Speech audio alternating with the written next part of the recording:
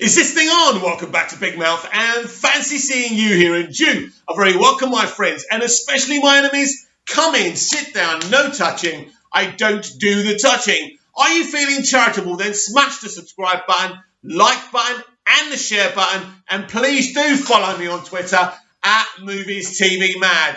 Harry Maguire must be dropped by Manchester United and Ole Gunnar Solskjaer. What a shit show he had last night with England. He was sent off. He deserved to be sent off.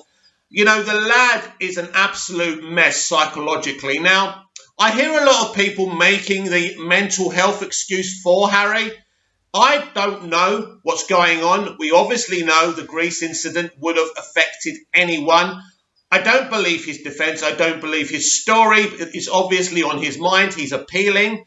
This appeal will take a couple of years. This isn't going away. I said this a few weeks ago. I said this was problematic. He should have accepted the charges and moved on. But now it's something that's going to be weighing on him for the next 2 years.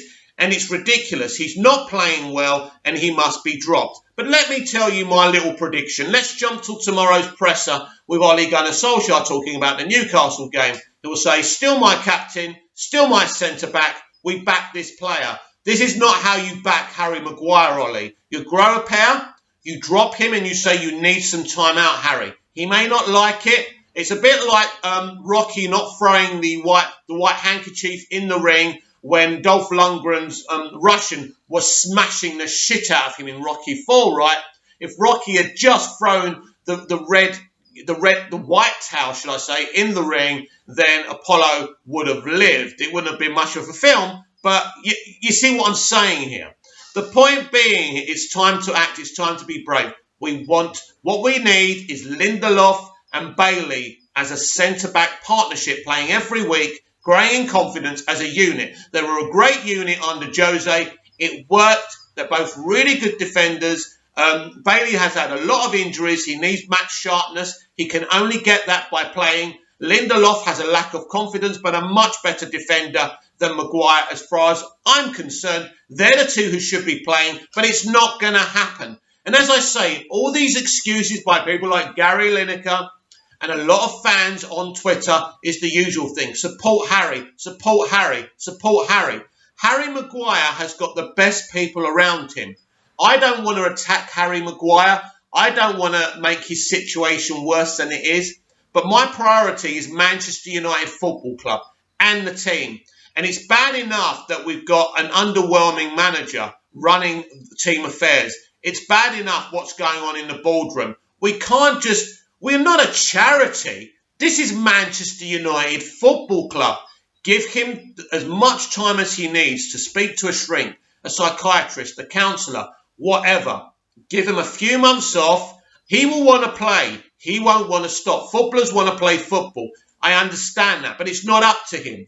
He's doing himself damage, and he's doing England damage, and he's doing Manchester United damage. He cannot play at this moment in time. I know it. Harry knows it, and everyone knows it. And this whole thing, support Harry Maguire. In other words, let's just keep on playing him. Let's keep on playing him. And this is not fair. This is ridiculous. As I say, if he's mentally ill, if he's got depression issues, he must speak to someone. He must take some time away from football. He must spend time with his people, because I do not believe Harry Maguire continuing to play for Manchester United is the best thing for Harry Maguire or the best thing for Ole Gunnar Solskjaer or especially Manchester United.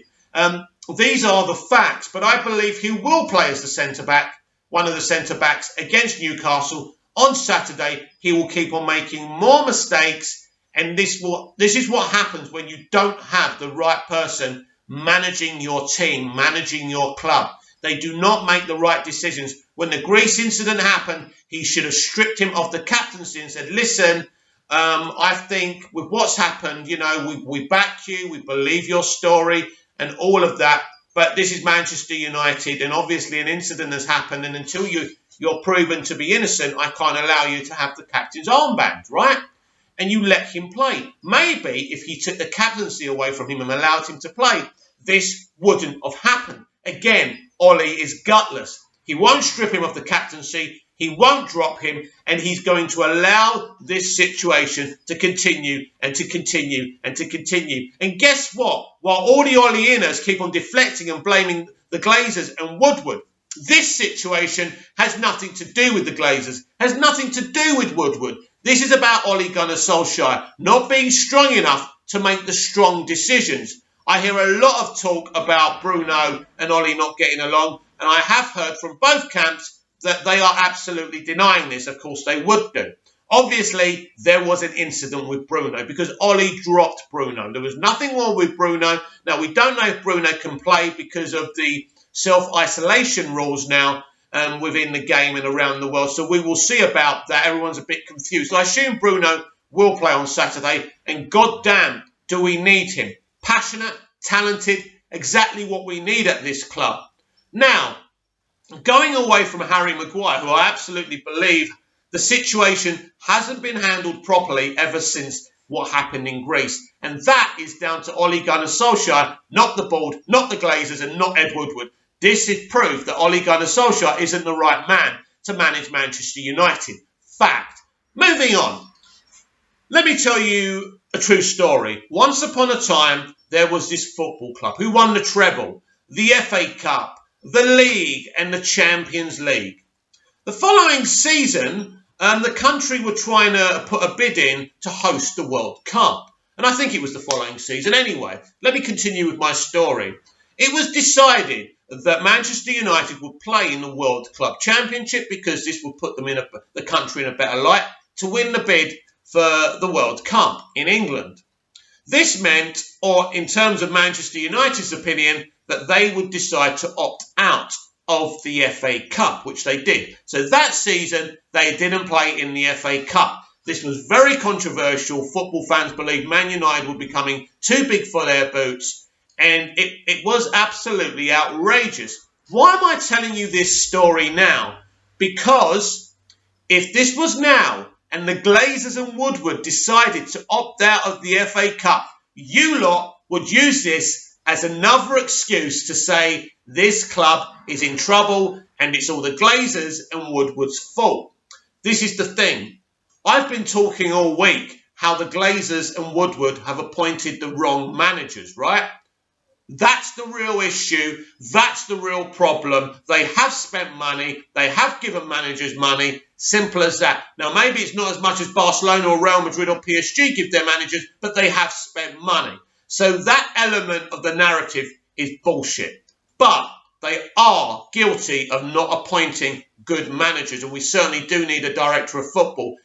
My example about United opting out of the FA Cup under the previous leadership and regime, it just goes to show you when you talk about Martin Edwards and David Gill, how they were perfect. And we got these evil Glazers and Woodward now keep on making the wrong decisions. A lot of the stuff people say about the Glazers and Woodward is bullshit, and it's just made up to create a narrative. It's a deflection to protect this underachieving, low CV manager. I can see it, and I hope you can see it as well. Comment down below, like, share and subscribe, and I'll be back tomorrow with more videos. See you again soon.